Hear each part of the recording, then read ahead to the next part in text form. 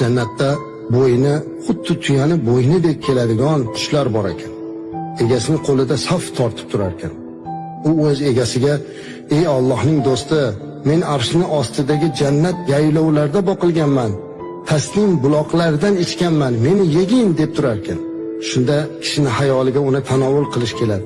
Va shu zahoti qush uni oldida turli xil taomlarga aylanib qoladi.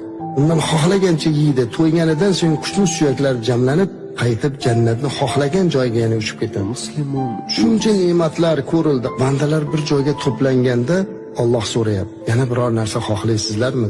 Ular aytarkan: "Ey Robbim, yuzimizni yoriq qilmadingmi? Jannatga kirgizmadingmi?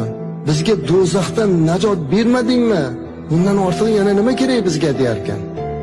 Shunda parda ochiladi va jannat ahllari Alloh taoloning jamolini ko'radilar. Jannat ahli uchun bundan ortiq katta baxt, bundan ortiq katta ne'mat bo'lmaydi azizlar. Ha, jannat mana shunday joy.